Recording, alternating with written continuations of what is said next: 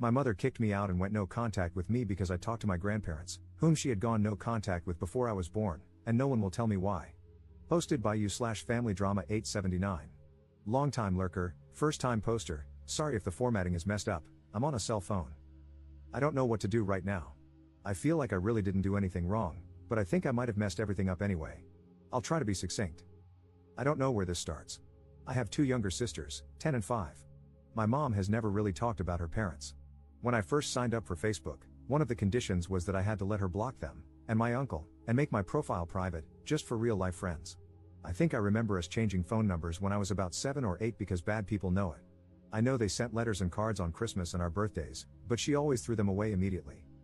This year was the first year I've been away from home, and out of my mother's control, and I started receiving my letters from Grandma.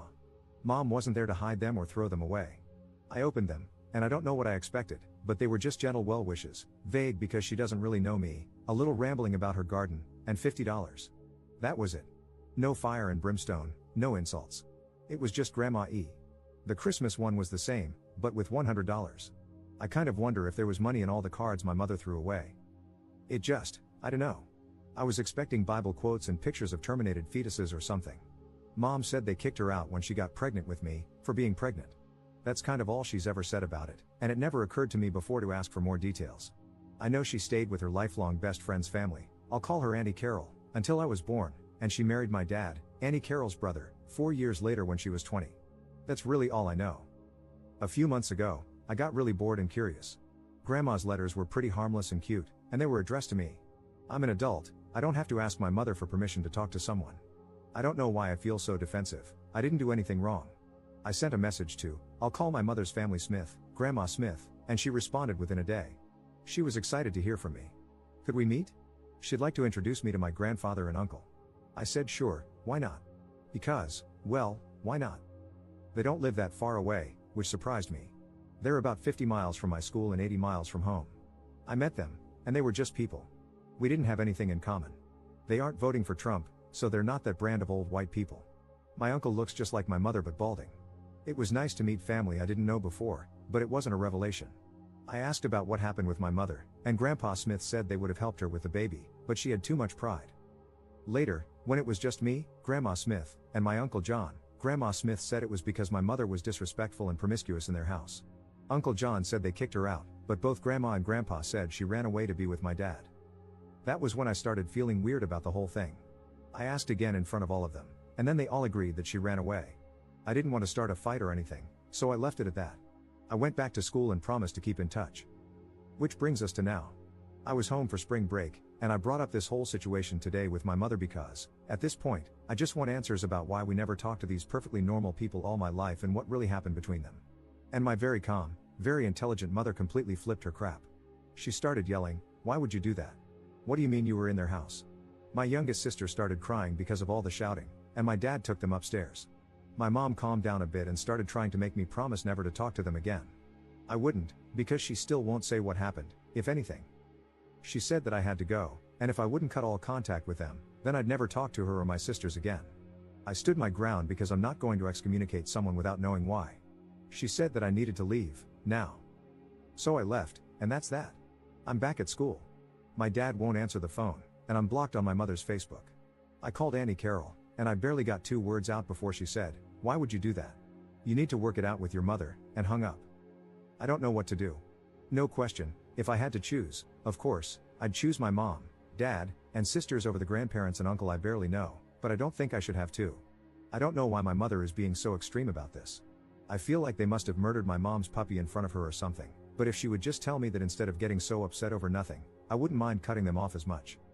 How do I talk to my mother logically about this? Relevant comments. Commenter. My mother-in-law has a huge aquarium, 4 adorable birds, and 2 sweet tiny dogs. She knits, crochets, quilts, and bakes. She also regularly beat the crap out of my husband growing up, abandoned him with other family for 5 years, and neglected him so she could gamble. He often went weeks without food. My nanny bakes, goes to yard sales, and makes the best ribs. She also beat the crap out of my mom and all her siblings growing up and drank like crazy. There's a lot you probably don't know. Of course, these people seem normal to you, they barely know you, and they want to, so they're treating you with kid gloves. Abusers are often real charmers. I replied to your post in r/relationships. My mother-in-law was sweet as pie until I had the baby. Then I became a family member, and a prime target for her controlling and verbally abusive ways. But my mother-in-law would paint me as the abusive and controlling one, controlling for not doing what she wanted me to do with the baby, etc. People can hide their true selves. If your dad and aunt are reacting this way, it sounds big. It sounds like it's really hard for your mom to discuss. Where they're saying she ran away to be with your dad, but everyone else is saying she was kicked out, and them calling her promiscuous, my guess would be that they issued an ultimatum, your dad or them/their support. They may have even wanted her to get a termination. To them, her choosing not to terminate and staying with your dad would be running away with your dad. To her, it would be them kicking her out for being with him. Which side you're on can skew your perspective. That's just one possibility, though. It could be anything. It happens. It happened to my close friend at 17, she moved in with her boyfriend. I feel like you potentially approached this the wrong way, maybe a bit confrontational? Why aren't these completely normal people in my life? Would put her on the defensive quickly. You should have approached her with the letters and explained that you're an adult now and would like to know why you're not permitted to talk to these people. Going there without telling her was, to her, an immense betrayal, and in her mind, if she was abused, incredibly dangerous. Ops response. The way they said it was like she was an uncontrollable wild child, and they would have helped if she had just let them. I just thought she was young. But that's not my mother. That's not my mother at all. There isn't a wild bone in her body. There are charts upon charts and appointments on calendars for everyone, and she knows my schedule better than I do. Sometimes I call her, and she doesn't even bother with hello, she just skips right to the answer to whatever question I have because I swear she's psychic. I love my mother, and I don't want to hurt her. You're right, I did come at it abruptly, like it was a little problem that she was making up. I think I did scare her. I didn't mean to. I'm going to go over there later today and try again, more carefully and maturely. Update 2 days later. I don't really want to talk about this, but sitting here obsessing over it isn't helping anything, and I did promise to update. I don't know if there's a rule about it, but trigger warning for incest and grape. So, my mother came by today. I was going to go home and try to talk to her, but she beat me to it. She wasn't upset anymore. She was just really tired and sad. Before anything else, I know a lot of people guessed yesterday about what happened, but if everyone could just not say I told you so, I'd really appreciate it. I apologized as much as I could. I told her about the letters, how they just seem so normal, and I asked why she always throws them away unopened if there might be money in them. She told me they put money in them so that she'll open them, and she said, I know they look harmless, but they're in a secret code that they know only I'd understand. They're upsetting and tiring and pointless, and that's why I just throw them away. She looked at the Christmas card and told me that it used to be her job to tend to the garden because it was supposed to teach her patience and discipline. She said she had to tend it every day, no matter the weather. That her mother mentions the garden in a letter to me as a dig at her parenting, saying that I'm undisciplined and that it's her fault, and that the fact her mother tends it now means she shouldn't have had to and that my mom is a bad daughter for not doing it for her. She says all the letters are like that. She said that when she was a kid, they told her she was worthless and a burden and had to earn her keep. She said that both her father and brother used to do whatever they wanted to her, and I didn't ask for more details, but she said that when she got pregnant, her mother said they weren't going to pay for a baby. She had ignored it for too long to get an inexpensive termination, and her mother called her a WHRE and the baby an abomination, then kicked her out with $10 for the bus and an extra pair of shoes. She went to my dad and Auntie Carol's house and told them what happened, and my dad asked to be on the birth certificate right away. He said she was his best friend and that he'd be honored to be my father. She said she couldn't believe my grandparents would just take her in like that, with no questions asked, with a baby on the way, and not ask for anything in return. She said she'd planned to off herself but couldn't do it anymore because it might have made my dad's family sad. She said her family always told her she was worthless and stupid, and she decided to devote her life to proving them wrong. She says that good people do exist in the world, but if you want there to be more of them, then you have to be one too. She says she's always loved me, but she never knew what to say. So, that's what happened with my mom and her family. I wanted to know. I promised her that I'd never talk to her family ever again, and it was easy to promise because I can't think of anything I want to do less than talk to those people again. It makes me sick to think I ever thought they were nice people.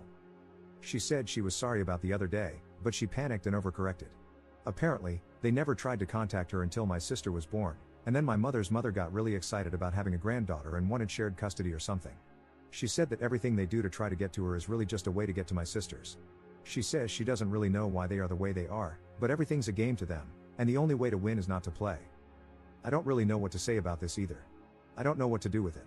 I feel like everything's different now, and nothing is, too. I don't think I'm as strong as my mother is. I don't think I can make everything be normal through sheer force of will. I want everything to go back to the way it was. I don't really know what to do now. I do want to thank everyone who took the time to talk to me yesterday. Thank you for being so patient with someone who was so blind. I think this would have been so much messier without your help. I'm so sorry for what you've been through that let you know my mother better than I did, just by looking at what I said. Op commenting on a different post about his mom's family 4 months later. Dug up my throwaway for this. So, last Christmas and earlier this year on my birthday, I got a letter from my mother's biological family. All my life, my mom refused to talk about them, but she did it in such a way that I didn't really notice. It was just always that way. I knew they sent letters sometimes, and I watched her throw them away.